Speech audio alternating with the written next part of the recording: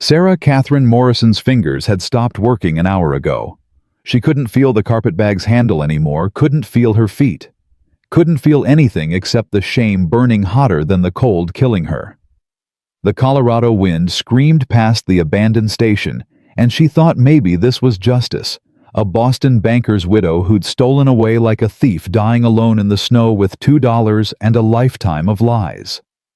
When her eyes finally closed, she didn't fight it. She'd been fighting for 28 years. She was done. Before we continue Sarah's story, if you enjoy deep emotional tales of second chances and unexpected love, please subscribe and hit that notification bell. And I'd love to know, comment below with your city, so I can see how far this story travels. Are you watching from Texas, New York, somewhere far beyond? Now let's return to that frozen night in Silver Ridge, Colorado, 1882. Twist. The rescue that damns them. Both. The temperature had dropped 20 degrees since sunset. James McKenna knew this, the way he knew his horse's moods, through instinct honed by years of paying attention when others didn't. He'd planned to ride straight through to Denver, get the veterinary supplies old Walt needed, and be back at the ranch before the worst of the storm hit. That plan died when he saw the shape beside the luggage. His horse, a gray gelding named Smoke, balked 50 feet from the old way station. Animals knew about death before humans did. Flint, everyone called him Flint, because James McKenna sounded too civilized for what he'd become, nudged the horse forward anyway. The shape was a woman. That was his first problem. She was alone. That was his second. She was quality. That was going to be his third, fourth, and fifth problem, all rolled into one frozen package that he absolutely should not touch. "Ma'am." His voice came out rougher than intended. 3 years living with just old Walt and the horses had made him forget how to gentle his tone. "Ma'am, you can't stay here." Nothing. She'd slumped against a worn leather traveling bag, her head tilted at an angle that made his chest tighten. Her clothes, what he could see under the thin coat, spoke of money. Real money. The kind that didn't end up unconscious at an abandoned way station in the middle of a Colorado winter. Flint dismounted his boots, crunching in the fresh snow. The wind was picking up, carrying ice crystals that stung exposed skin. He'd seen men freeze to death in weather like this. It started with drowsiness, then confusion, then sleep, then nothing. "Ma'am?" He touched her shoulder. She was cold, too cold. "I need you to wake up now." Her eyes fluttered. Dark eyes he noted, darker than his own. They focused on him with effort, and he watched several emotions cross her face in quick succession: confusion, fear, embarrassment, resignation. "Let me be." Her words slurred together. "I'm resting." "You're dying." He'd never been good at pretty lies. "Another hour and you won't wake up at all." "Good." The word came out with surprising force. She tried to push his hand away, but her movements were uncoordinated. "I said let me be. You don't understand." "I understand hypothermia." Flint looked around, searching for options he knew didn't exist. The way station had been closed for 2 years. The nearest town, Silver Ridge, was 3 miles back. Denver was 20 miles ahead, impossible in this storm. "I understand that whatever drove you out here isn't worth freezing for." She laughed. It was the saddest sound he'd heard since the Crow woman who'd raised him had wept over her husband's grave. "You don't know what I've done. Don't care what you've done." He made a decision he knew he'd regret. "Can you stand?" "I can't. My feet." Flint didn't wait for her to finish. He bent, gathered her into his arms. She weighed less than a newborn calf, he thought with concern, and started toward Smoke. The horse shifted nervously. "Easy," Flint murmured, though he wasn't sure if he was talking to the horse or the woman. "We're just going to—" "No." She struggled, weak but desperate. "Put me down. You can't. People will think—" "Put me down." "People will think you're alive instead of dead." He settled her across the saddle, then swung up behind her. We'll worry about reputations after we worry about frostbite. She tried to push away from him, but she was shaking so hard she couldn't coordinate the movement. You don't understand. I can't go into town. I can't. They'll know. Please, just leave me. Flint wrapped his coat around both of them, tucking her against his chest. She was shivering violently now, a good sign actually. It meant her body was still fighting. Who'll know what? Everyone. Everything. Her teeth chattered. I'm not who they think I am. Out here, nobody's who anybody thinks they are. He turned smoke toward Silver Ridge. Not to town, he wouldn't expose her to that gauntlet. To his ranch. To the only safe place he knew. That's the whole point of Colorado. She didn't answer. Her shivering had intensified, and he knew from experience that was the body's last attempt to warm itself. After that came the calm before death, the peaceful drowsiness that miners called the white sleep. Stay awake. He ordered, his arms tightening around her. You hear me? Stay awake and stay angry. Tell me what you're running from. Debt. The word came out broken. Shame. A dead husband and his living brother. A name that's not mine anymore. A life that never was. She laughed again, that same hopeless sound. I answered an advertisement for a housekeeper. The lady who hired me died before I arrived. I have $2.17 and nowhere to go and no way to get there. So you see, Cowboy, you're rescuing someone who isn't worth the effort. Flint felt something shift in his chest. He knew about shame. He knew about dead things and stolen names and lives that never were. The woman who died. That was Mrs. Gunderson. A nod against his chest. She was coming to my ranch. The words came out before he considered them. She was supposed to keep house for me and my ranch hand. He's got a bad leg, needs help I can't give him while running the horses. He felt her stiffen. You can't be suggesting. I'm not suggesting anything except getting you warm before you lose those fingers. But the idea was forming anyway, dangerous and impossible, and maybe the only solution for both of them. After that, we'll figure out what's next. I don't even know your name. McKenna. James McKenna. Folks call me Flint. Why? Because I'm hard to break and good for starting fires. He felt her shiver again, harder this time. What do they call you? Sarah. A pause. Sarah Morrison, though that's not... It's complicated. Everything worth knowing is complicated. The ranch was coming into view now, a dark shape against the snow. Lamplight glowed in the windows. Walt had kept the fires going, bless him. We're almost there. Just hold on a little longer. Why are you helping me? Her voice had gotten smaller, confused. You don't know me. I could be anyone. I could be dangerous. Flint looked down at the half-frozen woman in his arms, her lips blue, her skin white as the snow around them, her eyes full of the kind of pain that had nothing to do with cold. Lady, I've seen dangerous. You're not it. You're just scared and alone and too damn proud to ask for help you desperately need. You don't know anything about me. I know you'd rather die than burden a stranger. I know you're running from something you think is worse than freezing. I know you're quality folk slumming it in the territories because you've got no other choice. He paused. And I know that whatever you've done, it can't be worse than what I've done. So we're going to get you warm, get you fed, and then we're going to have a conversation about Mrs. Gunderson's job. I can't cook. Can you clean? Not well. Can you read? Of course I can read. Indignation crept into her voice. I'm educated. I studied literature and mathematics and... Then you can keep books, ranch books. Help Walt with his letters, his eyes are going.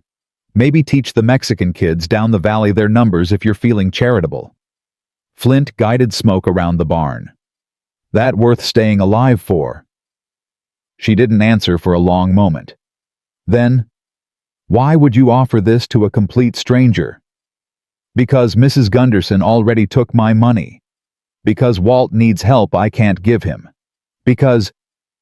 He stopped, surprised by the honesty, trying to escape. Because I know what it's like to be the person everyone thinks should freeze.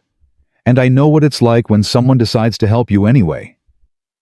The ranch house door opened. Old Walt stood silhouetted against the lamplight, his bad leg making him lean heavy on his cane. "Flint, that you? Got a problem, Walt?" Flint dismounted, then carefully lifted Sarah down.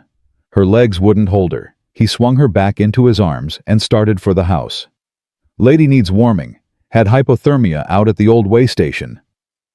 Walt's eyes widened as they got closer. "That ain't Mrs. Gunderson." "Mrs. Gunderson's dead. This is Sarah Morrison. She's taking the job." "I haven't accepted," Sarah started. "You're taking the job," Flint repeated, carrying her inside.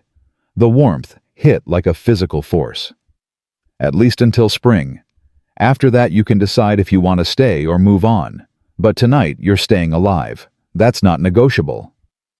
He set her in the chair closest to the fire. Walt was already moving slow but efficient, pulling blankets from the chest by the wall. "I'll get hot water and whiskey. You get those wet clothes off her before she loses her feet." Sarah's eyes went wide. I can't. That's not—" "I'll turn my back," Flint said flatly. "But those clothes are coming off, or you're losing toes. Your choice." Walt handed him a flannel nightshirt, probably his own, well-worn and clean. "Here, get her into this. I'll make broth." As Walt limped toward the kitchen, Flint set the nightshirt on the chair arm and turned his back. "Start with the coat. Work your way down. Tell me if you need help with buttons." "This is highly improper." "So is dying." He kept his eyes fixed on the far wall on the photograph of his parents he'd kept, even though looking at it hurt. "You want proper. You should have died at the way station. You want to live. You accept that tonight we're breaking about 17 rules of polite society. Tomorrow we can pretend it never happened." He heard rustling, then a small sound of frustration. "I can't. My fingers won't work." "Which buttons?" "The coat. I can't." Flint turned, keeping his eyes on her hands, only her hands. They were white stiff, the fingers barely bending. He'd seen frostbite before. This was close.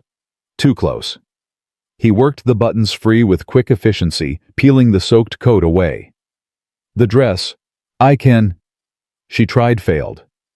Another sound of frustration, this one edged with panic. "Oh God, I can't feel them. I can't feel my hands." "It'll come back." He hoped he wasn't lying. "But we need to get you warm fast. I'm going to help with the buttons. I'm not looking at anything except what I need to see to get this done." "Understood." A shaky nod. He made quick work of it, years of handling horses and equipment with cold hands, giving him an advantage. The dress was expensive, he could tell by the fabric, the stitching. Whoever she'd been before, it wasn't a woman who belonged in Colorado territory. He peeled the layers away, keeping his eyes averted until she was shivering in her chemise. "The nightshirt's on the chair. Can you manage?" "I think—" "Yes." He turned back to the fire, giving her privacy. Walt returned with a steaming mug. "Broth with whiskey. Get that in her." Flint waited until he heard the rustle of fabric settle before turning. Sarah Morrison sat wrapped in Walt's nightshirt, drowning in fabric meant for a man twice her size. Her dark hair hung in wet tangles around her face. Her feet were still dangerously white. "Drink." He handed her the mug, wrapping her stiff fingers around it. All of it. She sipped, made a face. "That's terrible." "That's whiskey. Drink it anyway." Walt settled into his chair with a grunt. "So, want to tell me what the hell's going on, boy?" Flint met the old man's eyes. Walt had found him half dead after he'd left the Crow, had given him work when no one else would, had never asked questions about the nightmares, or the way Flint sometimes spoke Crow in his sleep. If anyone deserved the truth, it was Walt. "Found her freezing at the way station. She's Mrs. Gunderson's replacement." "Mrs. Gunderson's dead." Sarah interjected, her voice stronger now. The whiskey was working. "I came to take her position. She passed before I arrived. I had nowhere else to go." Walt's sharp eyes moved between them. And you figured what? That you'd just die out there, winter's just starting, girl. You couldn't have picked a worse time to give up. I wasn't giving up. Her chin lifted, and Flint saw the pride underneath the fear. I was resting. I was going to catch the next stage. Next stage comes through Thursday, Walt said. 3 days from now. You'd have been dead by morning. Sarah's hands tightened on the mug. She didn't argue. She's educated, Flint said, pulling off his own wet coat. Can read right to figures. Could help with the ranch books. Help you with your correspondence. Walt's eyebrows rose. That's so. And what's a educated lady doing answering housekeeping advertisements in Colorado? That, Sarah said quietly, is none of your concern. It is if you're staying under my roof. Walt shot back. We got a right to know if we're harboring a criminal or... I'm not a criminal. Her voice shook. I'm a widow. My husband died 6 months ago. He left. There were debts, creditors. His brother wanted to... She stopped, her face flushing. I needed to leave Boston. Quickly. The advertisement promised room, board, and wages. It seemed like a solution. What kind of debts? Walt pressed. The kind that make people desperate. She met his eyes. The kind that make a woman answer advertisements from strangers in territories she's never seen. The kind that make her choose freezing over returning. Is that enough information, or do you need more details of my humiliation? Walt leaned back, his expression softening. Easy, girl. Just needed to know you weren't running from the law. Flint here's got enough problems without adding harboring fugitives to the list. What problems? Sarah looked at Flint. What does he mean? Flint moved to the fire, holding his hands to the warmth. Nothing you need to worry about. He's half Crow, Walt said bluntly. Lived with them for years after his folks died. Some people around here don't take kindly to that. Some people think he shouldn't own land, shouldn't breed horses, shouldn't breathe the same air as decent folk. He paused. So you see, girl, you're not the only one with a complicated history. Sarah's eyes widened. She looked at Flint with new understanding. That's why you helped me. You know what it's like. I know what it's like to be judged for things you can't change, Flint said. I know what it's like when people decide you're not worth saving. He turned to face her. And I know that everyone deserves a second chance, even if they don't think they do. Silence filled the room, except for the crack of the fire and the wind howling outside. Sarah stared into her mug, her expression unreadable. Finally, she looked up. If I stay, it's temporary. Until spring. Until I can save enough to move on. Fair enough, Walt said. And I'll work. Properly work. I'll learn to cook, to clean, whatever you need. I won't be charity. Never thought you would be, Flint replied. And my past, what I'm running from, I can't talk about it. Not yet. Maybe not ever. Everyone's entitled to their secrets, Walt said, long as they don't put us in danger. They won't. Sarah's voice was firm. The danger is to me alone. Flint nodded slowly. Then we have an agreement. You keep house help with books. Maybe teach Walt to read better. I can read fine, Walt grumbled. And we provide room, board, and wages. Come spring, you decide if you stay or go. Sarah held out her hand. It was still shaking, but the color was returning to her fingers. Agreed. Flint took her hand, felt the fragile bones, the cold skin warming beneath his palm. Her grip was firmer than he expected. Whatever had driven her west, it hadn't broken her spirit. Just bent it for a while. Get some sleep, he said, releasing her hand. Walt's room is through there. I'll bunk in the barn tonight. You can't sleep in the barn, Sarah protested. It's freezing. I've slept in worse. He grabbed his coat. Besides, the horses need checking. Storm like this, they get nervous. Walt struggled to his feet. I'll show her the room. You check on Dancer, she was acting spooked earlier. As Flint headed for the door, Sarah's voice stopped him. Mr. McKenna. He turned. Thank you. Her dark eyes held his. "For not leaving me there. For giving me a choice when I thought I had none left." Flint felt something uncomfortable lodge in his chest. "Everyone deserves a choice, Mrs. Morrison, even when they can't see it themselves." Outside, the storm had intensified. Snow fell in thick curtains, and the wind carried the voices of men he'd killed, the voices of the Crow family.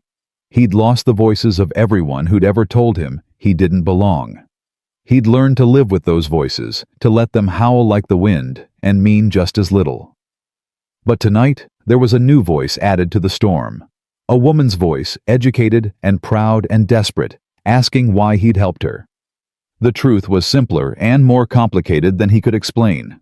He'd helped her because he understood what it meant to be the person everyone walked past. He'd helped her because he'd been carried half dead to this very ranch by Walt 10 years ago, and someone had chosen to save him when they didn't have to. Mostly he'd helped her because when he'd looked into her eyes, he'd seen the same thing he saw in the mirror every morning. Someone trying to outrun a past that clung like shadow. Someone who'd convinced themselves they didn't deserve salvation. In the barn, Dancer nickered softly. Flint moved to her stall, running his hands over her distended belly. She was due any day now, his first foal of the season. New life in the middle of winter, it felt like a sign, though he'd never been one for superstition. "We got ourselves a complication girl," he murmured to the mare. "City woman with secrets and pride, and probably a talent for disrupting quiet lives. Walt's going to love this. I'm probably going to regret it." Dancer bumped his shoulder gently, her way of telling him to stop talking and start brushing. Flint smiled, the first real smile he'd managed in weeks, and reached for the curry comb. Back in the house, Sarah Morrison sat by the fire. Walt's voice, a low rumble, as he explained the layout of the ranch, the routine, the expectations. She nodded her mind, only half present. The other half was stuck on the moment the scarred cowboy had gathered her into his arms, the moment he'd made a decision that should have been impossible. She'd come west to disappear, to become nobody in a place where nobody cared. Instead, she'd been found by someone who understood disappearing, who knew about being nobody, who'd chosen to care anyway. It should have felt like salvation. Instead, it felt like the beginning of something far more complicated than mere survival. It felt like the first chapter of a story she hadn't planned to write, with a co-author she definitely hadn't chosen. Outside, the storm raged. Inside, the fire crackled. And between the barn and the house, in the space where cold met warm and death gave way to life, something new began to take shape, fragile as first light, uncertain as spring, but undeniably, irrevocably there. Sarah touched her fingers to her lips, remembering the heat of the whiskey, the warmth of the borrowed nightshirt, the unexpected gentleness in rough hands that had saved her life without asking for anything in return. She'd run from Boston because staying meant losing herself completely. Now, sitting in a stranger's house in the middle of a Colorado blizzard, she wondered if maybe losing yourself was the first step to finding out who you actually were. "You listening, girl?" Walt's voice cut through her thoughts. "Yes," she lied. "I'm listening?" "Good. Because Flint's a good man, but he's got no patience for people who don't pull their weight. You want to stay, you work. You want respect, you earn it. And you want to understand him." Walt paused, his weathered face serious. "You remember that he's been where you are. Alone, scared, running from things that don't stop chasing you just because you changed geography. He'll never say it, but that's why he brought you here. Not because he needs a housekeeper. Because he remembers what it's like when someone decides you're worth saving." Sarah nodded slowly, understanding settling over her like the borrowed nightshirt, too big, slightly uncomfortable, but warm enough to keep her alive through the long night ahead. "I'll earn my keep," she promised. "However long I stay, I'll earn it." "See that you do," Walt said, but his tone was gentle. "Now get some sleep. Morning comes early on a ranch, and you've got a lot to learn." As Sarah lay in the narrow bed listening to the wind howl and the house settle around her, she thought about the man who'd carried her here, James McKenna, Flint, A scarred cowboy with crow blood and kind hands and eyes that saw too much. She'd thought freezing was her only option. He'd proven her wrong with 3 words: "You're taking the job." Not an offer, a declaration. As if he'd decided she was worth saving before she'd decided she wanted to be saved. Sarah closed her eyes, exhaustion pulling her under. Her last thought before sleep claimed her was simple and complicated and entirely unexpected. Maybe running west hadn't been about escaping after all. Maybe it had been about running toward something she hadn't known she needed.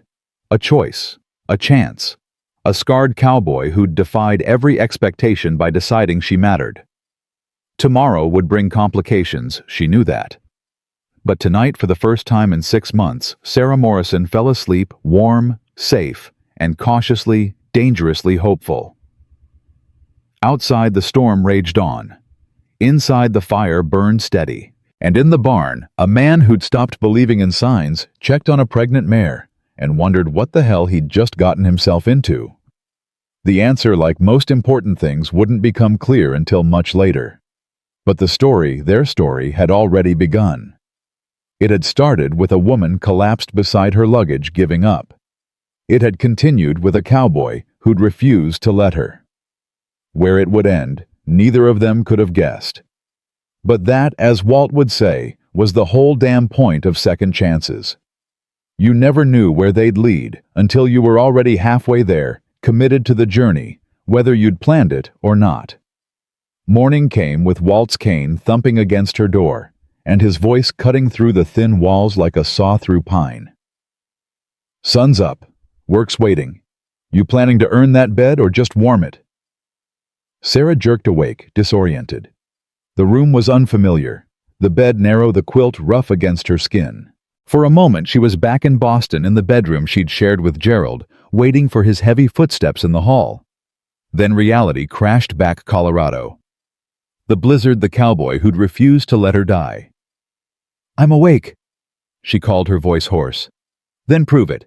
Kitchen's got eggs need scrambling and coffee needs making. Flint's been up since 4 checking the horses." Sarah threw back the covers and immediately regretted it. The room was freezing, her breath visible in the early light. She dressed quickly in yesterday's clothes, still damp in places smelling of horse and snow, and made her way to the kitchen. Walt stood at the stove, his bad leg propped against a stool, stirring something in a cast-iron pan. He glanced at her, his expression unreadable. "You know how to make coffee?" "Yes." "Then make it. Flint drinks it strong enough to strip paint. I like mine weak as dishwater. Compromise somewhere in the middle." Sarah moved to the stove, searching for the coffee pot. Everything in this kitchen was foreign. The wood-burning stove instead of gas, the pump at the sink instead of taps, the complete absence of anything she recognized from her Boston life. "Pot's hanging there." Walt pointed with his chin. "Grounds are in the tin. Water's in the bucket." She fumbled through the process, aware of Walt watching her every move.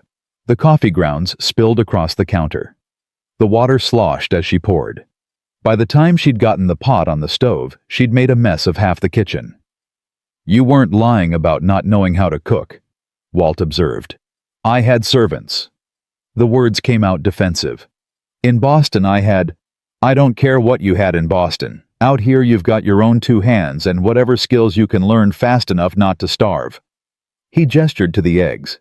"Think you can crack those without getting shell and everything?" Sarah took the eggs, determined not to fail at something so basic. The first one cracked perfectly. The second one exploded across her hand. The third landed half in the bowl, half on the floor. "Jesus, Mary, and Joseph," Walt muttered. "Flint's going to regret this inside a week." "I can learn?" Sarah's cheeks burned. "I'm not stupid, I just haven't." "Hasn't nothing to do with stupid."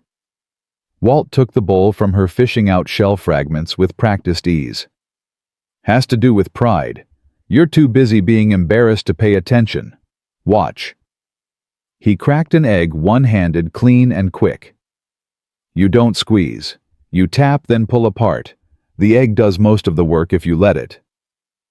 Sarah watched, then tried again. This time, the egg cooperated, sliding into the bowl intact. The small victory felt disproportionately large. "Better," Walt grunted. "Now scramble them while I check on the biscuits." "I don't know how to—" "Fork.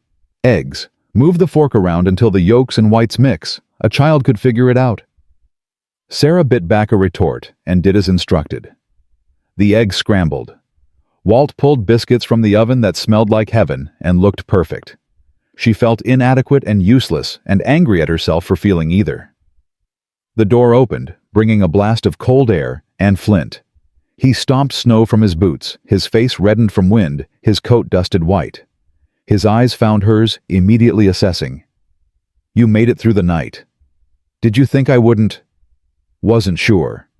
He moved to the stove, pouring coffee into a tin cup. "Seen hypothermia take people a day later, after they thought they were safe. How are your fingers?"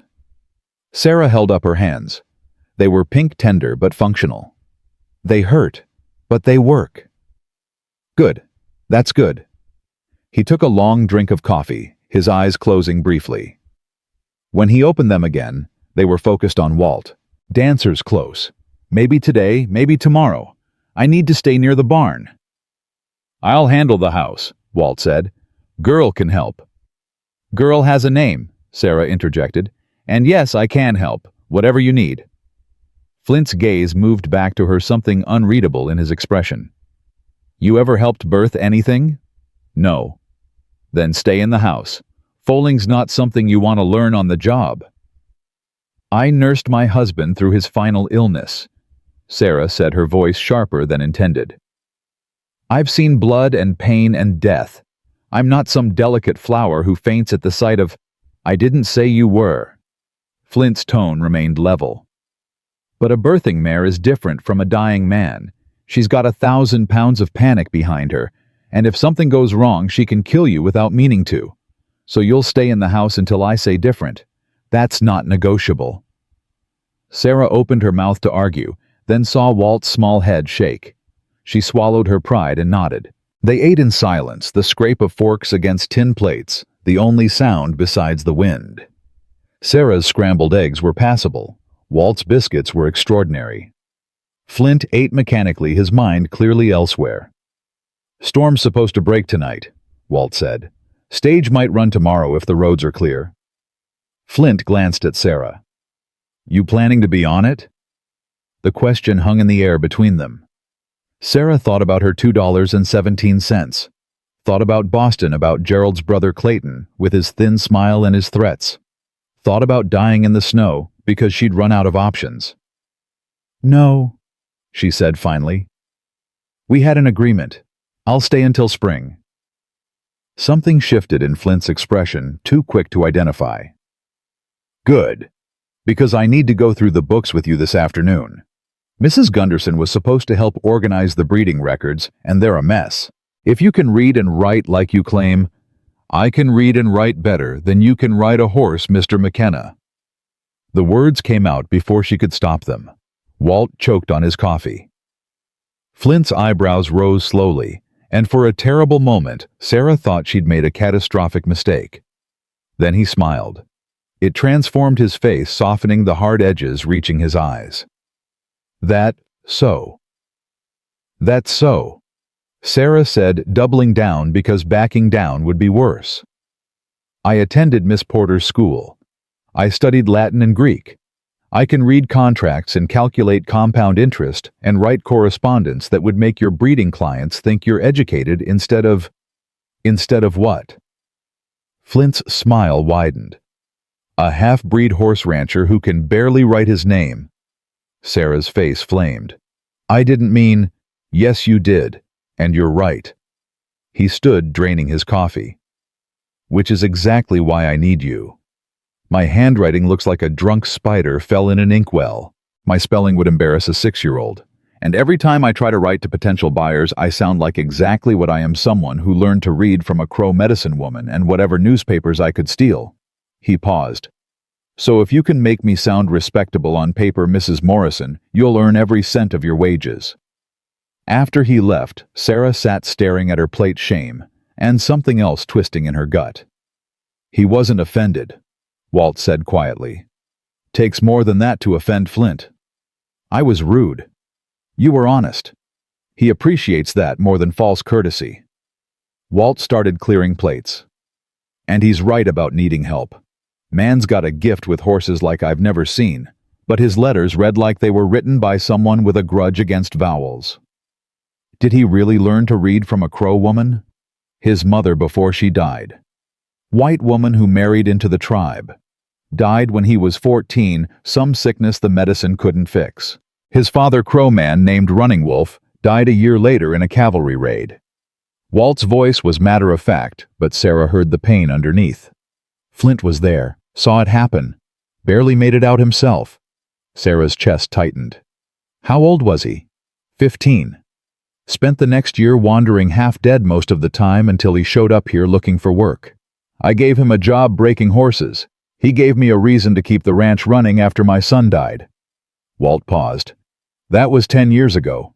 Been here ever since, building something he'll probably never get full credit for because of who his father was. That's not fair. Fair's got nothing to do with Colorado, girl. You'll learn that fast enough.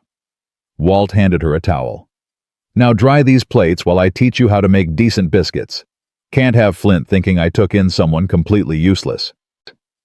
The morning passed in a blur of lessons, biscuits washing the proper way to handle the wood stove without burning herself. Sarah's hands, still tender from yesterday's cold, blistered and cracked. She ignored the pain, determined to prove she could learn, could adapt, could be worth the gamble Flint had taken on her. By afternoon, her back ached and her pride was in tatters, but she'd successfully made a pot of soup that Walt pronounced edible barely. It felt like the greatest accomplishment of her life. Flint returned as the light was fading, his coat dusted with fresh snow. Dancer's restless. Probably tonight. You need food, Walt asked. I need Sarah to look at the books before it gets full dark. Can't read my own notes anymore. Sarah followed him to a small office off the main room. The space was cluttered with papers, ledgers, and what appeared to be several years of accumulated chaos. Flint lit a lamp, and the warm light revealed just how bad the situation was. Jesus, Sarah breathed. I know. Flint rubbed his face. Mrs. Gunderson was supposed to fix this. I've been putting it off for 2 years. Sarah moved to the desk, picking up papers at random. Bills of sale, breeding contracts, feed receipts, all mixed together with no apparent system. This is going to take weeks. That's why I'm paying you. Flint pulled out a chair for her. Start with the breeding records. I need to know which mares foaled when, which stallions sired what bloodlines going back 3 years. Army contracts depend on documented breeding histories. The Army? Fort Lyon. They buy my horses for cavalry mounts. Good money if I can prove the bloodlines are sound. He shuffled through papers. Problem is I remember most of it in my head, but that doesn't help when they want written documentation. Sarah sat, pulling the lamp closer. Tell me what you remember. I'll write it down, then we'll match it to whatever records we can find. They worked as the light faded, Flint's memory proving remarkably precise despite his protestations. He knew each horse's lineage, temperament, training history, could recite it all with a clarity that spoke to genuine love for the animals. Sarah transcribed it all in her careful script, organizing as she went. Dancer Flint said, she's out of Morning Star by Thunder Road. Foaled spring of 80. This'll be her 3rd foal, second by Sterling. Sarah wrote it down. Sterling's your stud. One of them. Got 3 Sterling for the cavalry mounts, Ghost for ranch horses, and Smoke for carriage stock. He paused. You met Smoke. He's the gray I rode yesterday. He seemed calm. He is. That's why I bred him. Army wants fire and speed. Ranchers want steady and strong. City folk want pretty and mannered. I breed for all 3. He leaned against the desk. It's a good business if you can document the bloodlines properly. And you couldn't before. Never had time. Never had someone who could write fast enough to keep up with what I know. He looked at her work, his expression shifting to something like approval. You've got good handwriting.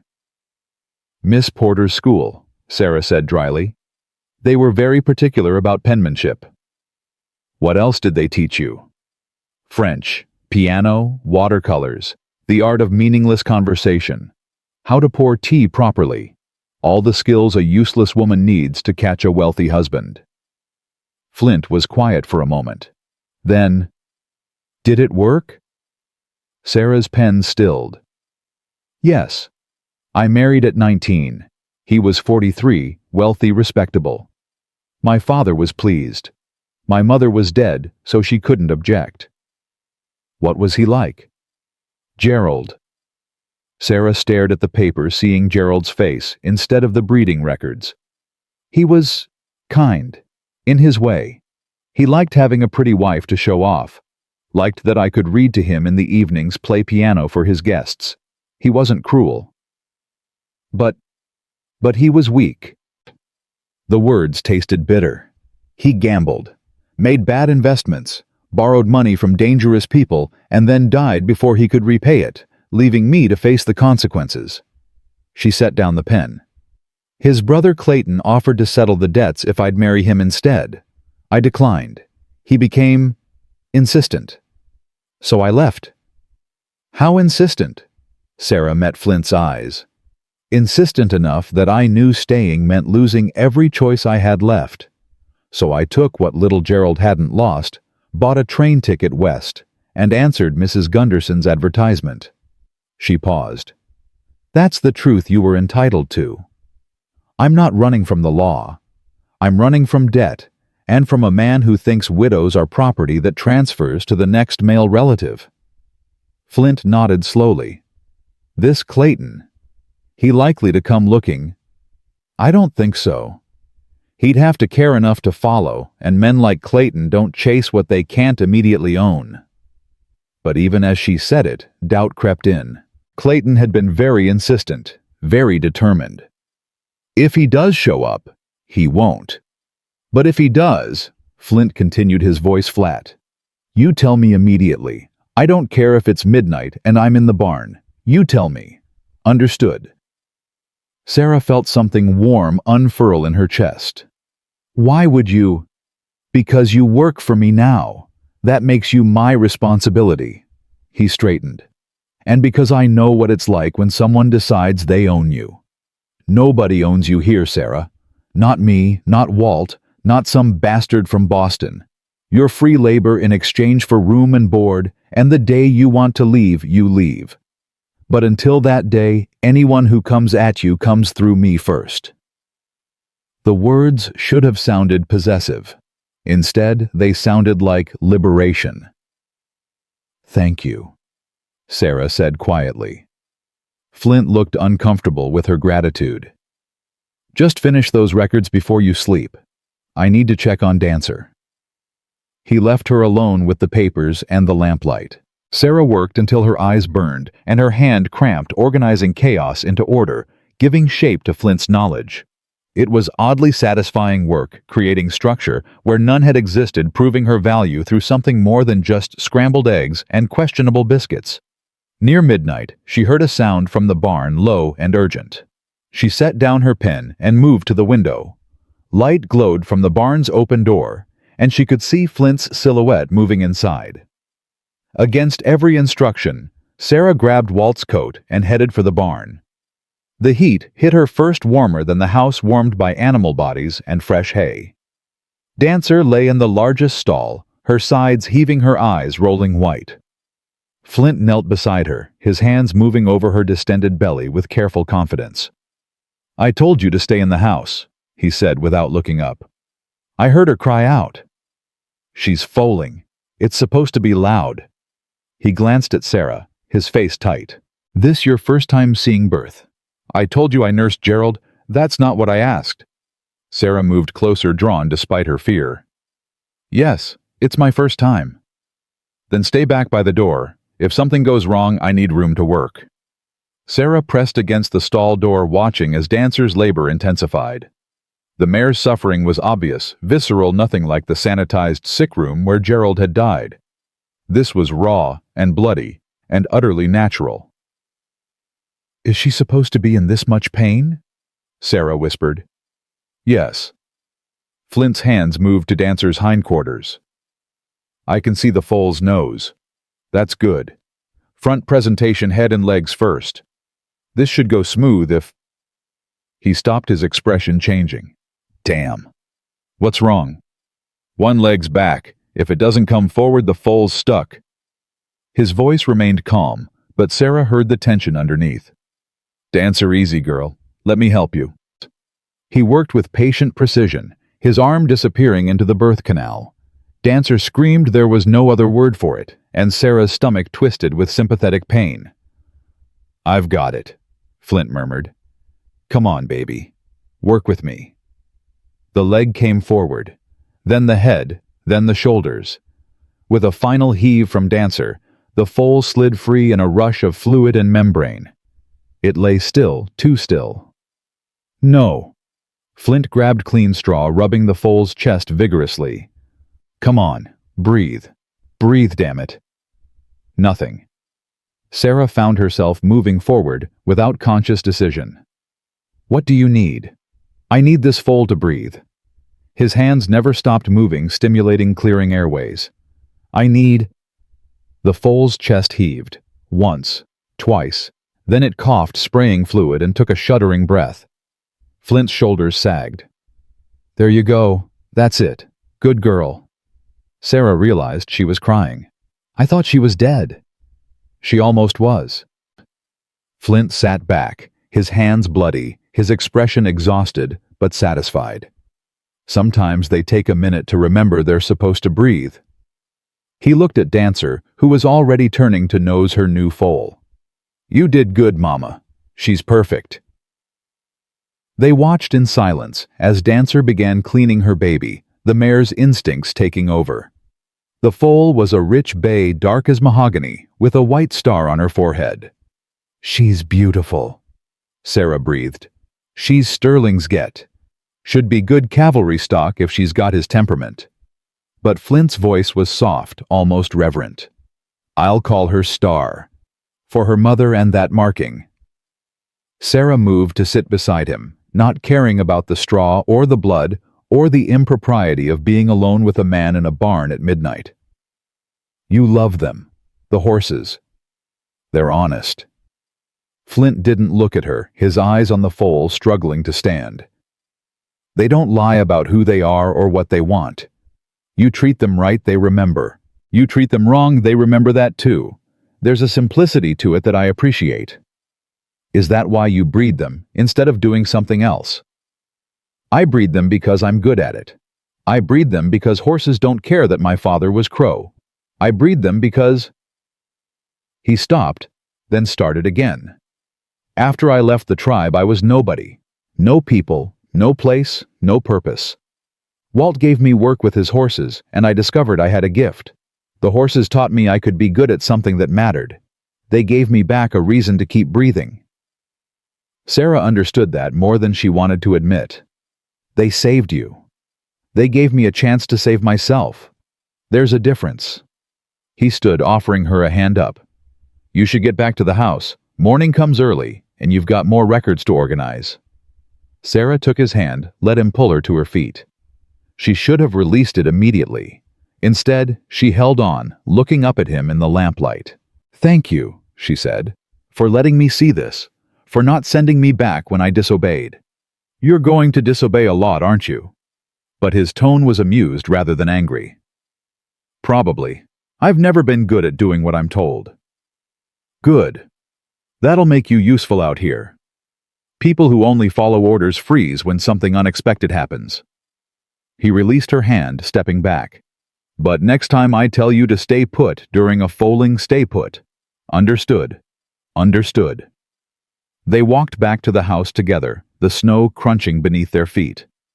The storm had broken, leaving the world crystalline and impossibly bright under the moon.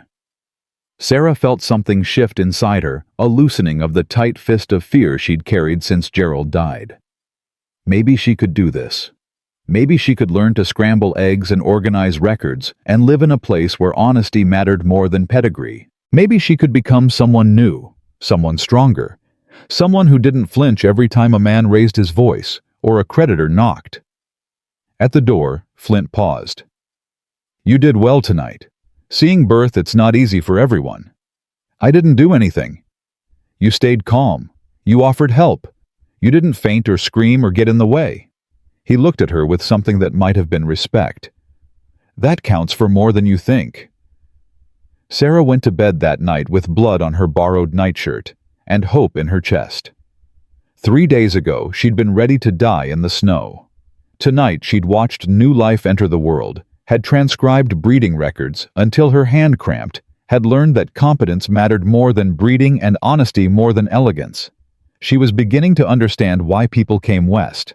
Not to escape, but to become. To shed old skins and grow new ones. To discover which parts of themselves were essential and which parts were just costumes they'd been forced to wear.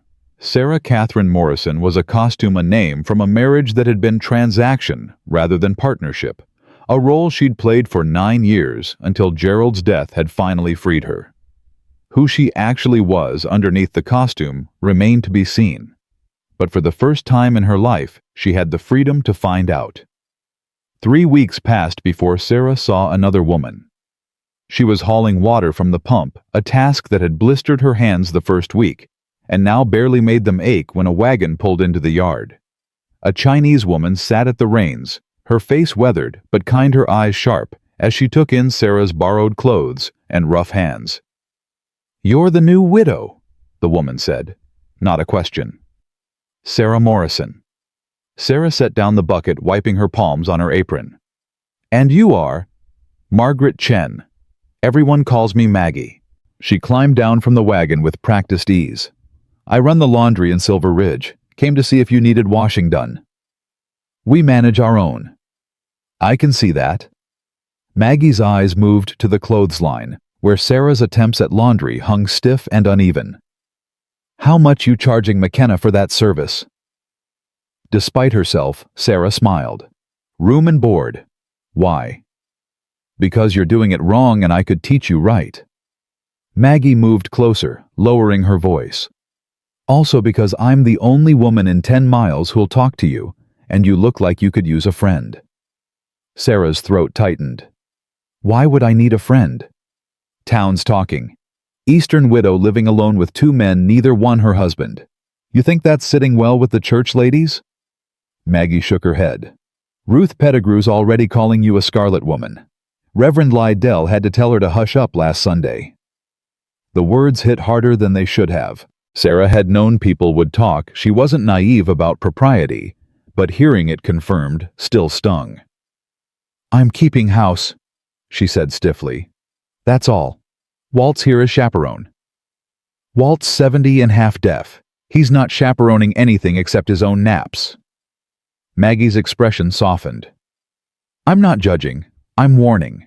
Silver Ridge doesn't take kindly to women who don't follow the rules, and you're breaking about half of them just by breathing." "Then why are you here?" "Because I break the other half just by existing, and misery loves company." Maggie pulled a bundle from her wagon. "Also because I brought you decent clothes. Can't have you wearing men's shirts forever. People are already speculating about what else you're wearing that belongs to McKenna." Sarah's face heated. "That's disgusting. That's people." Maggie thrust the bundle at her. "2 dresses, both wool, both warm. They're old but clean. Consider it a loan until you can afford your own." Sarah took the bundle, something hot pressing behind her eyes. "Why are you being kind to me?" "Because when I came to Silver Ridge 15 years ago, nobody was kind to me. Chinese laundress, no husband, strange accent. I was everything decent folk hated. McKenna was the only one who'd hire me, and even then people talked." Maggie's jaw set. "So I help women who get talked about. It's simple as that." Before Sarah could respond, Flint emerged from the barn. He stopped when he saw Maggie, his expression shifting to something warmer than his usual reserve. "Mrs. Chen, didn't expect you today. Brought clothes for your housekeeper. Figured she needed them." Maggie's tone was carefully neutral, but her eyes held a question. "Everything going well here?" "Well enough?" Flint looked at Sarah. "She's been organizing the breeding records. Army inspector comes next month, and for once, I'll have documentation that doesn't look like I wrote it with my feet." That's so. Maggie's eyebrows rose. Educated is she? More than me. It wasn't said with shame, just fact. More than most people in the territory, probably. Then she'll make enemies fast. Maggie climbed back onto her wagon. Sarah, you come to town, you visit my laundry. Back entrance, not the front. We'll have tea and I'll tell you which women to avoid and which ones might actually help you. After she left, Sarah stood holding the bundle of clothes, feeling oddly emotional about this unexpected kindness from a stranger. She's right about the talk, Flint said quietly. I should have thought about that before I brought you here. Would it have changed your decision? He was silent for a moment, then shook his head. No, but I should have warned you what you were walking into. I'm not afraid of gossip. You should be. Gossip out here can ruin you faster than cold or hunger. He moved to take the water bucket from her. Women have been run out of towns for less than living under an unmarried man's roof. Then what do you suggest? I can't leave, I have nowhere to go, and I won't marry you just to silence the gossips. The words hung between them, sharp and uncomfortable. Flint's face was unreadable. I wasn't going to suggest marriage. Then what? I don't know. He carried the water toward the house. But we need to think of something before Reverend Lydell shows up asking about my intentions. That night, Sarah lay awake listening to the wind and thinking about intentions. Flint's her own, the town's collective judgment bearing down on them both. She'd thought running west would free her from society's constraints. Instead, she'd traded one set of rules for another, equally rigid in different ways. The next morning brought unexpected visitors. Sarah was kneading bread, finally competent at it after 3 weeks of Walt's patient instruction, when horses approached. She looked out to see 3 men dismounting, their faces weathered and hard. The leader had a silver badge pinned to his vest. That's Sheriff Morrison, Walt said, moving to the window. And his deputies. This ain't a social call. Flint emerged from the barn as the men approached. Sarah watched through the window, her hands still covered in flour, her heart suddenly racing. McKenna! The sheriff's voice carried through the glass. Need to talk to you about your new housekeeper. What about her? Got a telegram from Boston. Man named Clayton Morrison looking for his sister-in-law. Widow who ran out on debts. Says she's a thief and a liar, and he's got legal claim to bring her back. Sarah's blood turned to ice. The bread forgotten, she moved toward the door, but Walt caught her arm. Wait, he said quietly. Let Flint handle this. How'd you know she was here? Flint's voice had gone flat dangerous. Town talk. Ruth Pettigrew wrote to her cousin in Boston, and the cousin knew Morrison. Small world. The sheriff shifted. Look, I don't care about Eastern family business, but if there's legal claims involved, I got to investigate. There are no legal claims, Flint said. She's not a thief. She's a widow who left a bad situation. That's her story. Morrison's telling a different one. Says she stole jewelry and cash before she ran. Sarah's hands started shaking. She hadn't stolen anything. Gerald's jewelry had been paste, his cash non-existent, but Clayton had always been good at lying. Better than she'd ever been. You believe him? Flint asked, his tone lethal. I believe I need to talk to the lady herself. That her in the window. Sarah stepped onto the porch before Flint could stop her. The morning air was bitter cold, but not as cold as the fear spreading through her chest. I'm Sarah Morrison, she said, her voice steadier than she felt. And I didn't steal anything. The sheriff studied her, his expression neutral. That's so? Because Mr. Morrison says different. Says you took a diamond necklace worth $5,000 and $300 in cash. Gerald didn't have a diamond necklace. He didn't have $300. He died with debts I couldn't possibly repay, and his brother wanted me to marry him to settle them. Sarah's voice cracked. I refused. So he's lying to force me back. You got proof of these debts? I have letters from creditors. They're in my bag. Convenient that you kept them. one of the deputies muttered. I kept them because I thought I might need to prove what I'm saying. Sarah's hands clenched into fists. Clayton Morrison is trying to drag me back to Boston so he can control Gerald's remaining assets through me. I'm not property. I'm not a thief. And I won't go back. The sheriff looked at Flint. You believe her? Yes. Why, you've known her, 3 weeks? Because I've known men like this Clayton Morrison my whole life. Men who think they own things, horses, land, women. Men who use the law to make their ownership legal. Flint's voice was quiet, but hard as granite. And because if she'd stolen $5,000, she'd be in San Francisco living well, not scrubbing floors in Colorado. The logic was sound enough that the sheriff paused. Still need to see those letters. Sarah retrieved her carpetbag with shaking hands, pulled out the carefully folded correspondence she'd brought from Boston. Creditor demands, threatening letters, legal notices, all documenting Gerald's spectacular financial collapse and Clayton's increasingly aggressive offers to settle the situation. The sheriff read through them slowly, his expression shifting from skepticism to something like understanding. These are real. Of course they're real, Sarah said. Why would I fake documentation of my own shame? And Morrison, his brother, he know about all this. Clayton knew everything. He helped Gerald hide the debts from me until after the funeral. Sarah's voice shook with anger now instead of fear.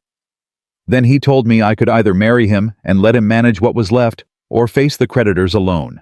When I chose the creditors, he became insistent. How insistent? Sarah pulled up her sleeve, revealing a faint bruise that had yellowed with age. Insistent enough that I knew staying meant losing every choice I had left. Flint moved before Sarah registered what was happening. He was beside her, his hand gentle on her arm, his eyes on the bruise like it was a brand. He did this. His voice was too quiet, too controlled. It doesn't matter now. I'm here. I'm safe. It matters. Flint looked at the sheriff. This is what you're helping him with. Dragging a woman back to a man who beats her. I'm not dragging anyone anywhere, the sheriff said, but his tone had shifted. Lady, you want to press charges against Clayton Morrison for assault. Sarah blinked. Can I do that? From here? You can file a complaint. Whether Boston law does anything about it is another question, but it'll be on record. The sheriff folded the letters, handing them back.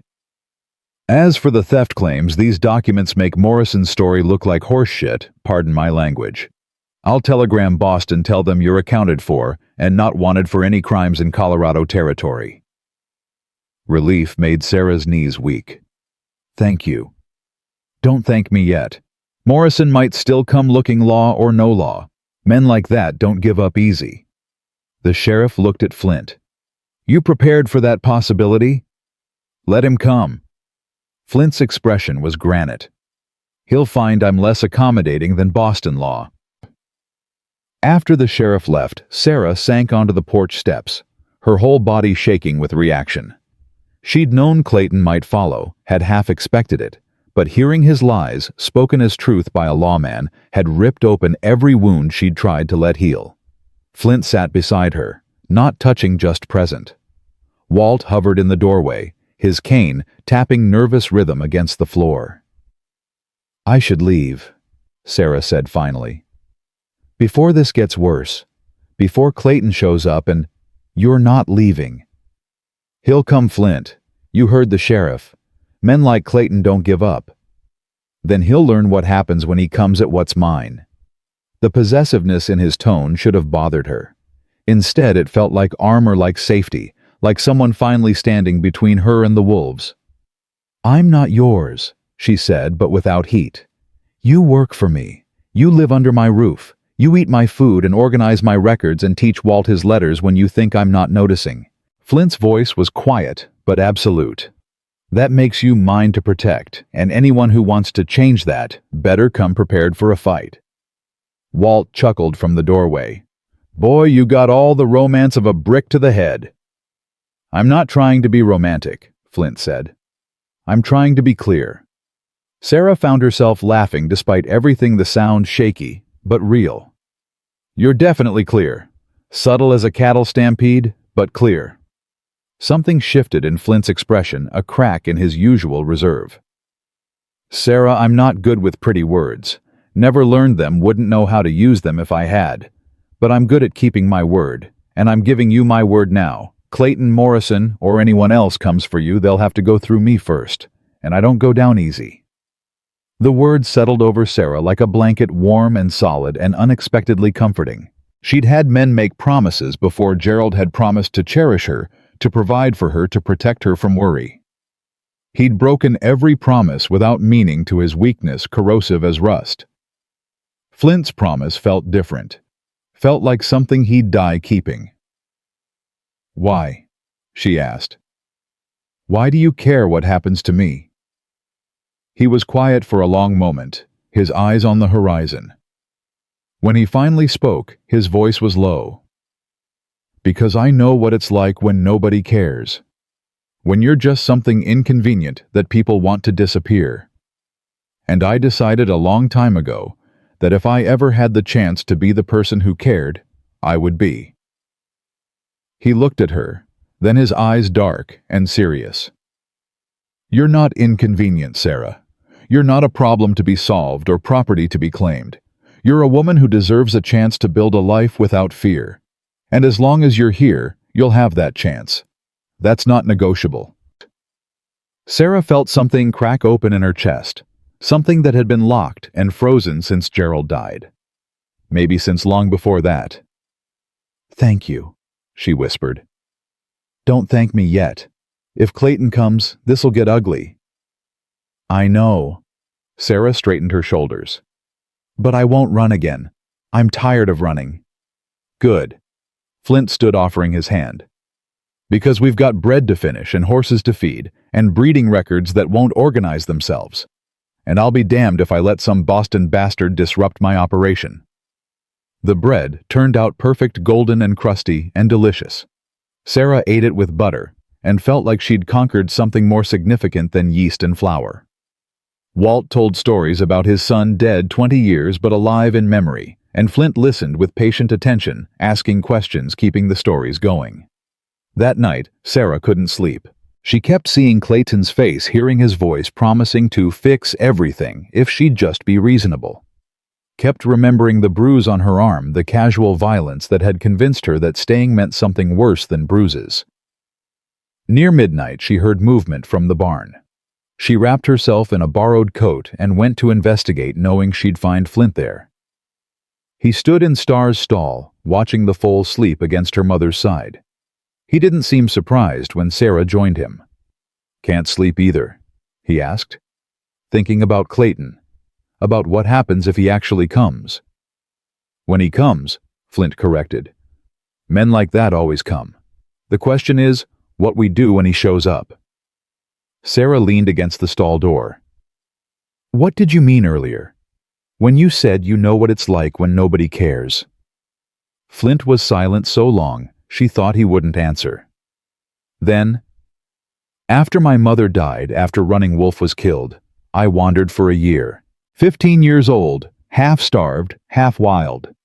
People saw me coming and locked their doors. I was crow-raised, crow-dressed, crow-spoken. I was everything they'd been taught to fear. He touched Star's mane gently. Walt found me trying to steal one of his horses. Should have shot me. Instead, he offered me a job. Said he saw something in me worth saving, even if I didn't see it myself. And did you see it? Eventually. Took years, but eventually I understood what Walt knew from the start, that who raised you doesn't define who you are. That past mistakes don't determine future worth. That everyone deserves a chance to become something better than their circumstances tried to make them. He looked at her, then his eyes reflecting lamplight. You remind me of that 15-year-old kid. Scared, desperate, convinced you're not worth saving. But you are Sarah. You're worth every risk I'm taking. The words hit her like a physical blow, stealing her breath. Flint. I'm not asking for anything, he said quickly. Not asking for gratitude or affection or anything except that you stay safe and give yourself time to heal. But I need you to know that you matter. Not because of what you can do for me, but because you're a person who deserves to matter. Clayton Morrison doesn't get to decide your worth. Neither does anyone else. You get to decide that. Sarah's vision blurred. She'd cried more in 3 weeks in Colorado than in 9 years of marriage, and she was tired of tears. But these felt different, felt like release instead of grief. I don't know who I am anymore, she admitted. I was Margaret Anderson, then Sarah Morrison, then nobody. I don't know which parts of me were real and which parts were just costumes I wore to survive. Then figure it out. You've got time. Flint's voice was gentle. That's what Colorado's for, figuring out who you are when nobody's telling you who to be. They stood in comfortable silence watching Star dream whatever foals dream about. Sarah felt something settle in her chest, something like peace. Clayton might come. The town might gossip. Winter might be brutal and spring uncertain. But tonight in this barn, watching new life sleep, Sarah felt more herself than she had in years. Maybe that self was someone worth fighting for after all. Clayton arrived on a Thursday exactly 3 weeks after the sheriff's visit. Sarah was in the yard teaching Walt his letters. He'd claimed his eyes were too bad to read, but she'd discovered he simply didn't know how when the expensive carriage pulled up. She knew it was Clayton before he stepped out. Only Eastern money traveled in carriages that fine, and only Clayton would come to Colorado dressed like he was attending a Boston funeral. Sarah. His voice was exactly as she remembered, cultured, controlled, containing just enough warmth to seem genuine. Thank God. When I heard you'd run to this God-forsaken territory, I feared the worst. Walt's hand found his rifle, leaning against the porch rail. Sarah stood slowly, her heart hammering against her ribs. Clayton, you shouldn't have come. Of course I came. Your family. He moved toward her, and Sarah saw the moment he registered her changed appearance. Rough hands, borrowed dress hair braided simply, instead of elaborately styled. His expression flickered with something like disgust, before smoothing into concern. Look at you, living like this. Gerald would be devastated. Gerald's dead. Which is precisely why you need family support. Clayton reached for her hand. She stepped back and his jaw tightened. Sarah, be reasonable. I've settled the debts. All of them. You can come home now. This is home. This... Clayton's gesture encompassed the ranch with obvious contempt. You're a servant, Sarah. Living with men of questionable character doing manual labor like common... Careful. Flint's voice cut through the yard, quiet and deadly. He emerged from the barn, his hands loose at his sides, his eyes locked on Clayton. You're on my land. Mind your manners. Clayton's face hardened as he took in Flint's appearance. The worn clothing, the weathered face, the unmistakable bearing of someone who'd earned everything the hard way. You must be McKenna, the half-breed horse trader. The silence that followed was arctic. Walt shifted his rifle. Sarah's hands clenched into fists. But Flint's expression didn't change. That's right. And you must be the man who hits widows when they don't do what he wants. Clayton's face flushed. I have no idea what lies Sarah's told you, but... Sheriff showed me the letters, saw the bruises myself. So let's skip the part where you pretend to be respectable and get to the part where you explain what you're doing here. I'm here to bring my sister-in-law home, where she belongs. She's not your sister-in-law. Gerald died. That relationship ended with him. Flint moved closer, positioning himself between Clayton and Sarah. And she's already said this is home. So unless you've got legal papers saying different, I suggest you get back in that fancy carriage and head east. Clayton's composure cracked slightly. You think you can keep her? A man like you? You don't have the breeding, the education, the means to provide her the life she deserves. I provide her respect, safety, choices. That's more than you ever offered. She was living in comfort before she ran. Now look at her hands rough as a laborer's dressed in rags performing menial work. Clayton's voice rose. Is this the life you want, Sarah, scrubbing floors for a savage who can barely write his name? Sarah felt something inside her snap. She'd been afraid of Clayton for so long, letting his words and his violence dictate her choices. But standing in the Colorado sunlight with Walt at her back and Flint at her side, she felt the fear burn away, leaving only anger. Get off this property. Her voice came out steady and cold. You have no claim on me, no right to be here, no authority to tell me what my life should be. I have every right. Gerald left me as executor of his estate. That makes you my responsibility. Gerald left you as executor of debts, not people. I'm not an asset to be managed. Sarah moved to stand beside Flint, not behind him. And the life you think I deserve, it was a cage, Clayton. Beautiful and comfortable and suffocating. Out here I breathe. Out here I choose. Out here I matter for what I can do, not who I married. You matter because you're a Morrison. I'm not a Morrison. I never really was. Gerald married a symbol, not a woman. You wanted to continue that arrangement. Sarah's voice didn't shake. But I'm done being a symbol. I'd rather scrub floors for people who see me as human than live in silk and be treated as property. Clayton's expression turned ugly. You'll regret this. When winter gets brutal, when the money runs out, when this novelty of playing frontier woman wears off, you'll regret choosing this over security. Maybe, Sarah said. But it'll be my regret, my choice, my life. And what happens when he tires of you? Clayton gestured at Flint. When he finds someone younger, prettier, less damaged by scandal. What then? Then I'll still have my skills, my wages, my freedom. Sarah felt Flint tense beside her but kept her eyes on Clayton. I'll still have more than I ever had in Boston, where my only value was as a transaction between men who thought they owned me. Clayton stared at her like she'd grown a second head. You've gone mad. The isolation's affected your judgment. My judgment's clearer than it's been in years. Sarah took a breath.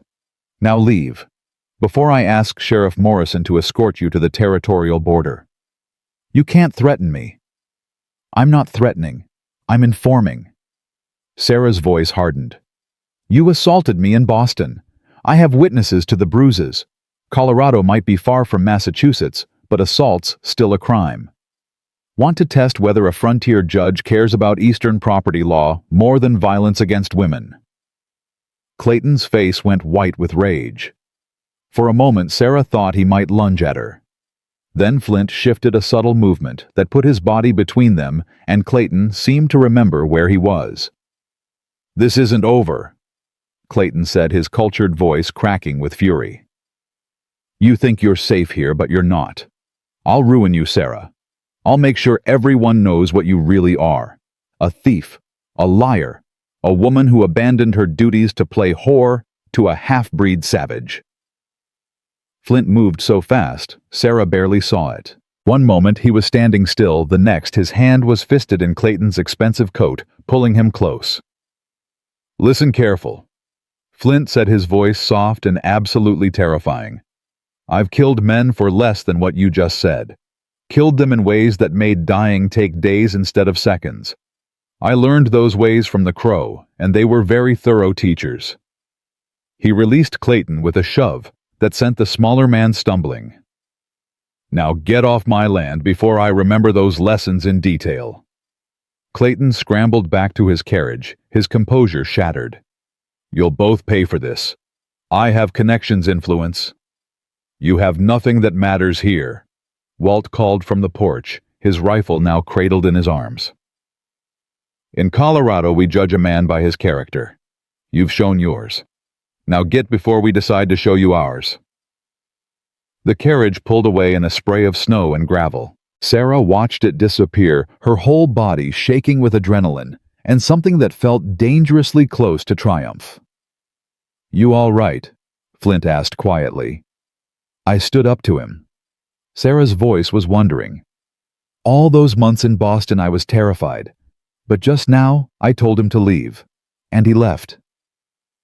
Because you had backup. Because he knew touching you meant going through me and Walt.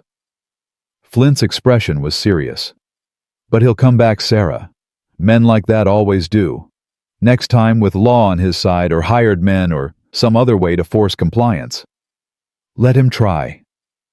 Sarah felt fierce and reckless, and more alive than she had in years. I'm not the woman I was in Boston. He can't scare me anymore. He should scare you. He's dangerous. So am I now. Sarah looked at Flint, really looked at him. You taught me that. You and Walt. You showed me that surviving isn't the same as living, and living means fighting for what you want instead of accepting what you're given. Flint was quiet for a moment, his dark eyes searching her face. Then, what do you want, Sarah? The question hung between them, weighted with meaning she was only beginning to understand. What did she want? Not the life Clayton offered security purchased with submission. Not the life Gerald had given her comfort wrapped in golden chains. But what? I want this, she said finally. The ranch, the work, the freedom to choose my days. I want to organize breeding records and teach Walt his letters and watch foals being born. I want to earn my keep instead of being kept. I want... She stopped, the next words too dangerous to speak. What? Flint's voice was soft. What else? Sarah looked at him, this scarred man who'd found her dying and decided she was worth saving. This half-breed horse breeder who valued honesty over pedigree and competence over beauty.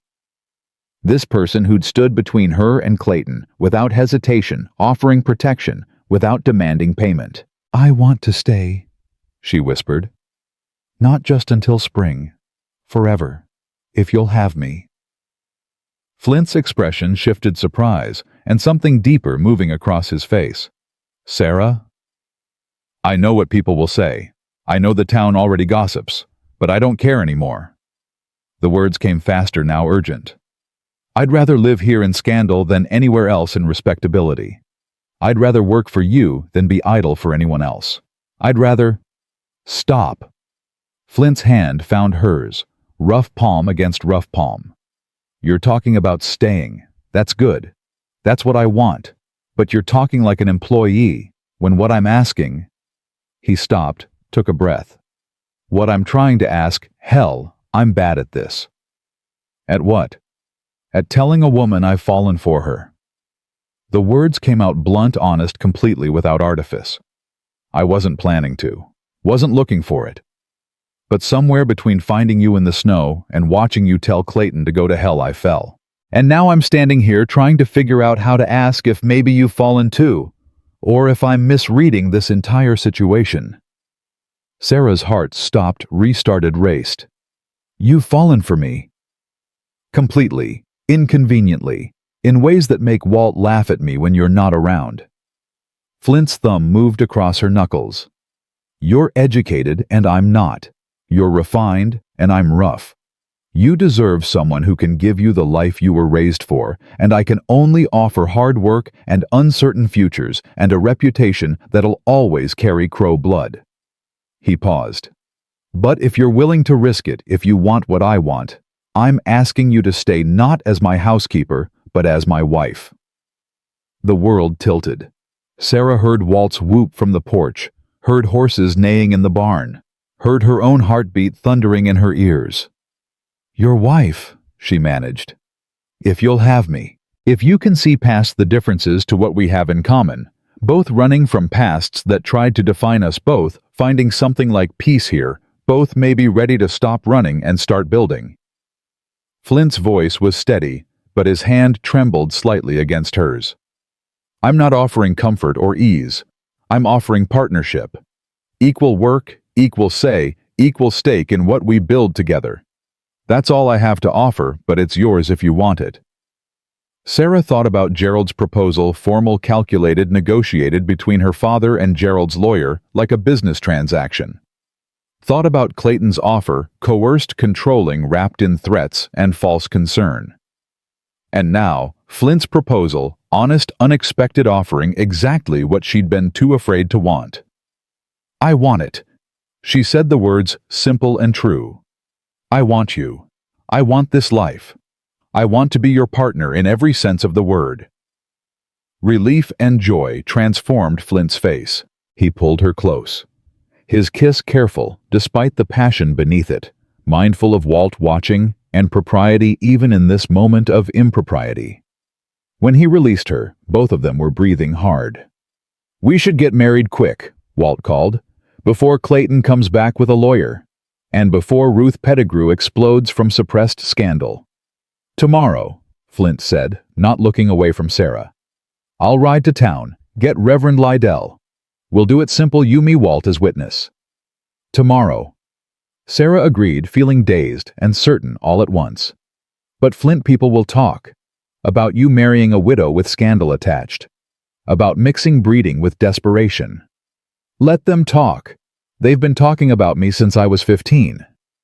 Adding you to the conversation will at least make it more interesting." He touched her face gently. "Besides, I'm not marrying scandal. I'm marrying a woman who learned to scramble eggs and organize chaos and face down her demons without flinching. That's worth any amount of talk." They married the next day at noon, Reverend Lydell presiding in the ranch's main room with Walt and Maggie Chen as witnesses. Sarah wore Maggie's best-dressed blue wool that had been carefully altered to fit. Flint wore his cleanest shirt and an expression of fierce determination, like he was daring the universe to try to stop this. The ceremony was brief and practical vows exchanged without flowery language, but with absolute conviction. When Lydell pronounced them married, Flint kissed her like he was sealing a pact, and Sarah kissed back like she was claiming her future. "Well," Maggie said afterward, dabbing her eyes with a handkerchief, "that's the fastest courtship I've seen outside a dime novel." "You two sure about this?" "Never been more sure of anything," Flint said. Sarah nodded agreement, her hand tight in his. "This is right. Everything else in my life has been complicated, but this is simple. This is right." Walt raised his glass of whiskey. "To simple and right. May they last forever and confound all expectations." They drank to that, and to new beginnings, and to the stubborn hope that two broken people could build something whole together. That night, in the room that was now theirs instead of just his, Flint held Sarah close and murmured into her hair, "Thank you for staying, for choosing this over easy." "Thank you for finding me," Sarah whispered back. "For lifting me into your wagon when you should have left me to freeze. For seeing something worth saving when I couldn't see it myself." "Always," Flint promised. "I'll always see it. Even when you can't." Outside, winter still held Colorado in its grip. Clayton Morrison was somewhere plotting revenge. The town gossips were surely working overtime. Spring was months away with all its uncertainty and challenge. But inside Sarah Catherine Morrison McKenna, finally herself, finally free, finally home, felt nothing but warm. Spring came late to Colorado that year, but when it finally arrived, it brought vindication with it. The Army inspector came in early April, a stern-faced captain named Richardson, who'd made it clear he expected frontier operations to be disorganized at best, fraudulent at worst. Sarah watched from the house as Flint led him through the breeding records she'd spent 4 months perfecting, every foal documented, every bloodline traced, every transaction recorded in her careful script. "Mrs. McKenna did the organization," Flint said, and Sarah heard the pride in his voice, even from a distance. "She's got a head for details I'll never have." Richardson spent 3 hours reviewing the records. When he finally emerged from Flint's office, his expression had shifted from skepticism to genuine respect. "McKenna, these are the most thorough breeding documents I've seen west of the Mississippi. Fort Lyon will be placing a standing order 20 horses annually starting this summer." He shook Flint's hand firmly. "And I'll be recommending your operation to 3 other forts. You're doing quality work here." After Richardson left, Flint found Sarah in the kitchen where she was teaching two Mexican children their numbers, an arrangement that had started when their mother had begged Sarah to help offering vegetables from her garden in trade. "We got the contract," Flint said. His voice carefully controlled, but his eyes bright. 20 horses a year guaranteed. That's real money, Sarah. Stable income. Sarah felt tears prick her eyes. "You did it. You built something they have to recognize." "We did it." Flint pulled her close, mindless of their audience. The children giggled. "Your records made the difference. Richardson said so himself, said most frontier operations can't prove their claims, but ours are documented better than Eastern stables." "Senora is very smart," Maria, the older child, announced proudly. "She teaches us numbers and letters both." "She is very smart," Flint agreed, releasing Sarah but keeping her hand. "Smartest decision I ever made was not leaving her to freeze." That night, lying in bed with spring rain drumming on the roof, Sarah traced the scar on Flint's shoulder, a cavalry saber wound from a battle he still wouldn't talk about. "I never thanked you properly," she said quietly.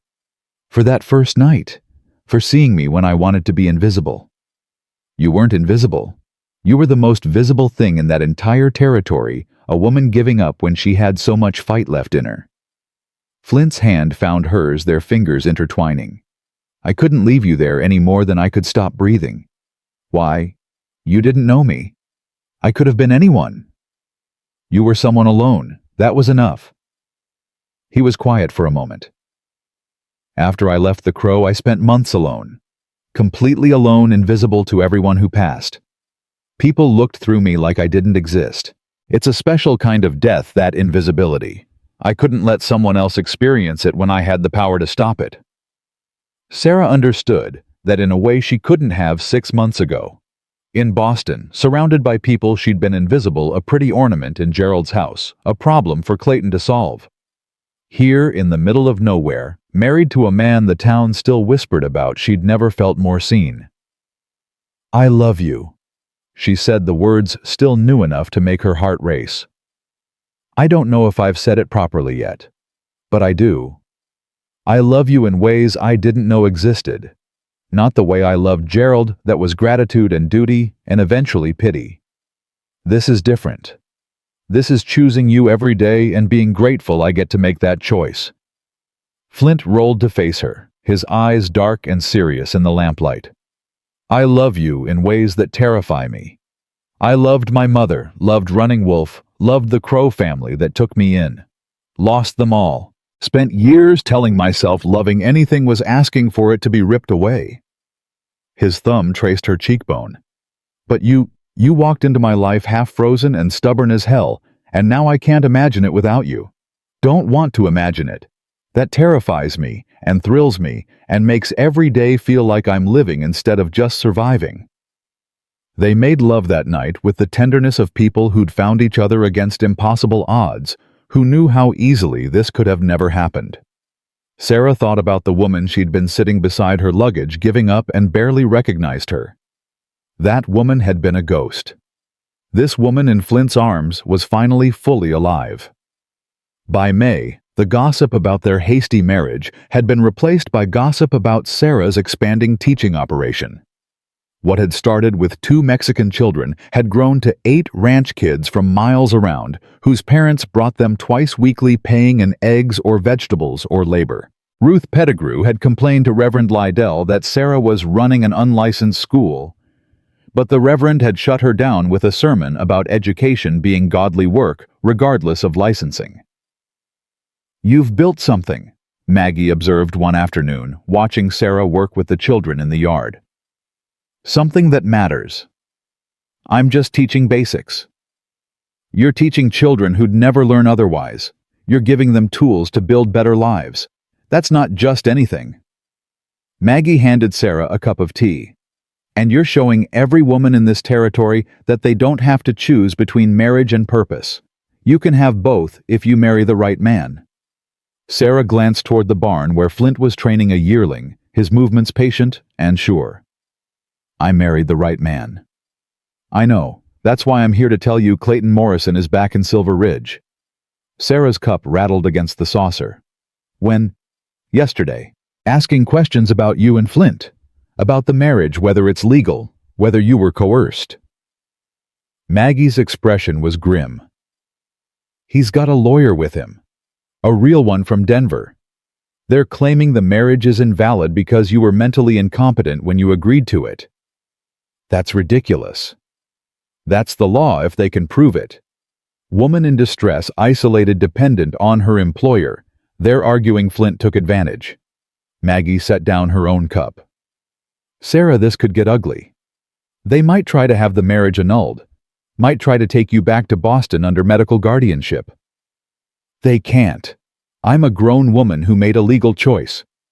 You're a woman who fled scandal and married within weeks of arriving in Colorado. To some judges that looks like instability. Maggie's voice was gentle but firm. You need to prepare for a fight. And you need to decide if you're willing to fight publicly, because that's what this will require. Sarah felt anger rising hot and clarifying. She'd run from Clayton once.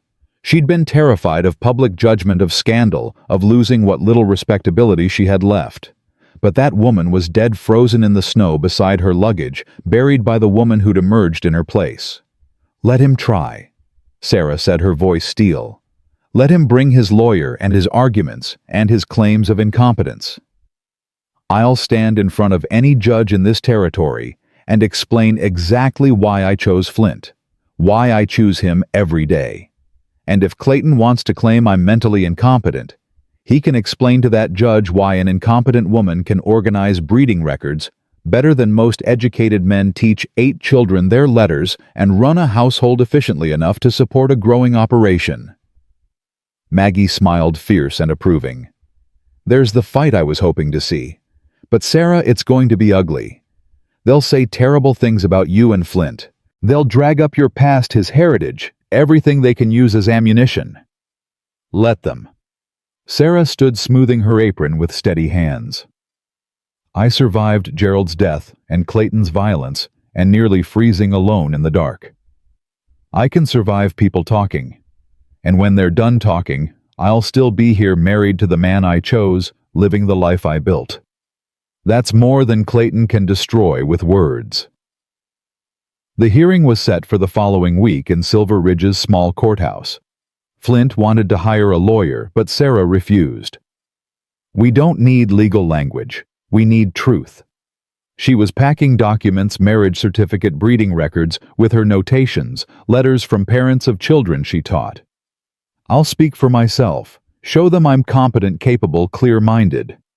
Sarah, this is serious. Clayton's lawyer will what prove? I was desperate when we married, I was. That doesn't make me incompetent. Sarah faced him, her jaw set. Will he prove I had limited options? I did. But I chose you from those options consciously and deliberately. That's not coercion, that's clarity. Walt, listening from his chair by the fire, chuckled. Boy, you picked a woman with a spine made of railroad iron. Clayton doesn't stand a chance. Clayton has a Denver lawyer and convincing arguments about vulnerable widows. And Sarah has truth and 4 months of proving herself competent to anyone with eyes. Walt pointed his pipe at Flint. You're worried because you love her and can't stand the thought of losing her. But that's not going to happen. Judge Parker's a fair man. He'll see what everyone else sees, a woman who found her feet and refuses to let anyone knock her down again. The courthouse was packed when they arrived. Ruth Pettigrew sat in the front row, her expression hungry for scandal. But behind her sat Maggie, and behind Maggie sat the parents of Sarah's students, and behind them sat the Army Inspector Richardson and a dozen ranchers who'd bought horses from Flint. Judge Parker was a weathered man in his 60s who'd been dispensing frontier justice for 20 years. He listened impassively as Clayton's lawyer, a sharp-dressed man named Whitmore, laid out his case. Your Honor, Mrs. Morrison was in severe distress when Mr. McKenna found her. She'd been traveling for days, was suffering from exposure, and hypothermia, had no resources and no rational options. Within weeks, Your Honor, she married her employer, a man of mixed heritage, with no social standing and questionable education. This marriage bears all the hallmarks of coercion and opportunism on Mr. McKenna's part, and impaired judgment on Mrs. Morrison's part. Judge Parker turned to Sarah. Mrs. McKenna, you want to respond to that? Sarah stood her hand steady. Your Honor, everything Everything Whitmore said is factually true and completely misleading. Yes, I was in distress when Mr. McKenna found me. I was also making a choice. I'd decided to die rather than return to Boston. Mr. McKenna overrode that choice and saved my life. He offered me employment, not marriage. He offered respect, not coercion. He gave me time and space to recover, to learn to decide what I wanted. And what did you want? Parker asked. To live, to work, to be valued for what I could contribute, not what I represented. Sarah's voice rang clear. I married Mr. McKenna, not because I had no options, but because he was the best option I'd ever been offered. He's honorable, hardworking, and treats me as an equal partner. That's more than I had in 9 years of respectable Boston marriage. Whitmore stood. Your Honor, Mrs. Morrison was clearly traumatized. Mrs. McKenna, Sarah interrupted coldly. My name is McKenna now, by choice, legal binding choice. Mrs. McKenna then, Whitmore conceded irritably. You were traumatized, vulnerable, dependent on Mr. McKenna for survival. How can you claim that's a foundation for informed consent? Because I'm not dependent anymore. Look at these. Sarah pulled out the breeding records. I organized these. The Army inspector called them the best he'd seen west of the Mississippi. Fort Lyon gave us a standing contract based on documentation I created. She produced letters from parents. I teach 8 children who'd have no education otherwise. I run a household efficiently enough that we're expanding operations. Does that sound like someone whose judgment was impaired? Parker examined the documents, his expression thoughtful. Mr. Morrison, you have evidence that your sister-in-law is currently incompetent. Clayton stood, his face tight with controlled rage. Not currently, Your Honor, but at the time of the marriage, I was clear-minded enough to know I wanted freedom more than security, partnership more than protection, a life I chose over a life chosen for me. Sarah looked directly at Clayton. You offered me security in exchange for control. Mr. McKenna offered me work in exchange for wages. I chose work. That's not incompetence, that's priorities you don't understand, because you've never had to earn your value. The courtroom erupted in murmurs. Parker banged his gavel. Order. He looked at Flint. Mr. McKenna, you have anything to add? Flint stood, his voice carrying to every corner. Only that I asked Sarah to marry me because I loved her. Because she's the strongest, smartest, most courageous woman I've ever met. Because she chose to live when dying was easier. Chose to work when helplessness was expected. Chose me when respectable society said she shouldn't. I'm not an educated man, but I'm smart enough to recognize value when I see it. And Sarah has more value in her smallest finger than most educated men have in their entire bodies. Parker was quiet for a long moment. Then, Mr. Whitmore, I've heard your arguments. They're well presented but unpersuasive. Mrs. McKenna has demonstrated remarkable competence in the months since this marriage.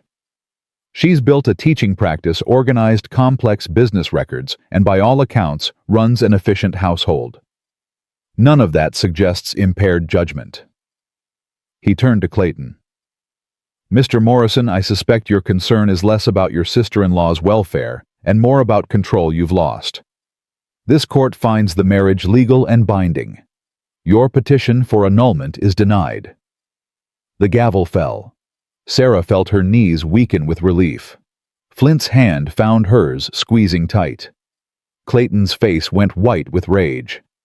This is a travesty. She belongs to herself. Parker interrupted sharply.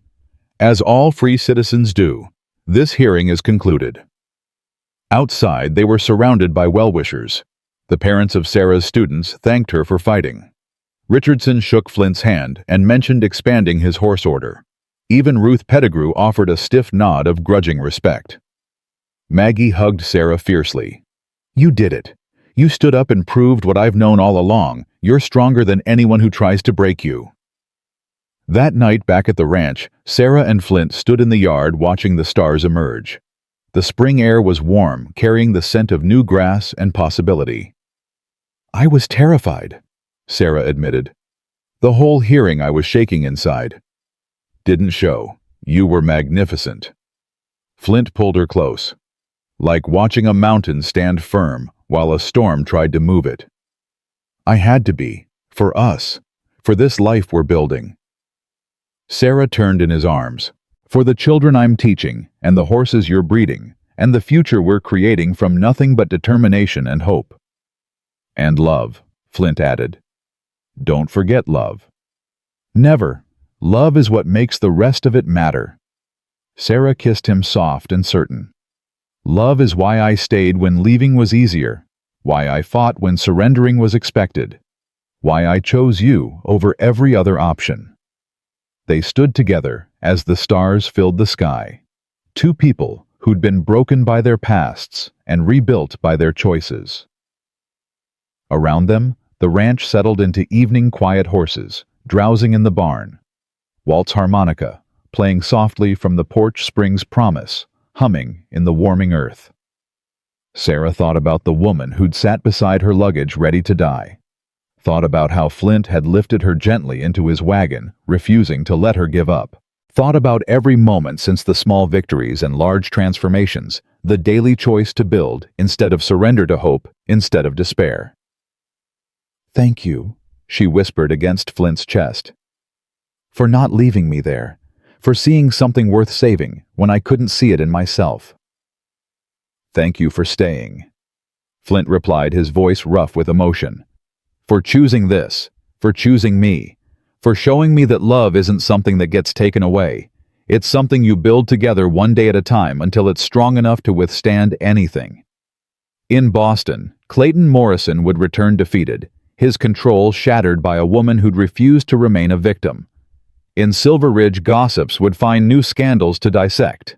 But here on this ranch, built from nothing and everything, Sarah and Flint had already won. The only battle that mattered, the fight to live on their own terms, together free. The woman who'd nearly frozen in the snow was gone, buried beneath layers of competence and courage. In her place stood Sarah McKenna, teacher, partner, survivor, living proof that salvation sometimes comes from the most unexpected places, carried by scarred hands that refuse to let go, offered by broken hearts brave enough to try again. She'd run west to escape. Instead, she'd run toward everything she'd never known she needed. Purpose, partnership, and a love built not on rescue, but on recognition. Two people seeing each other clearly and choosing each other anyway, building something solid from the wreckage of their separate pasts. That was the real story. Not the dramatic rescue or the courtroom victory, but the daily choice to stay, to work, to love, despite every reason not to. The choice to believe that they deserved the life they were creating, even when the world insisted otherwise. And standing under the Colorado stars, with Flint's arms around her and their future stretching bright before them, Sarah knew with absolute certainty that she'd made the right choice, every single time.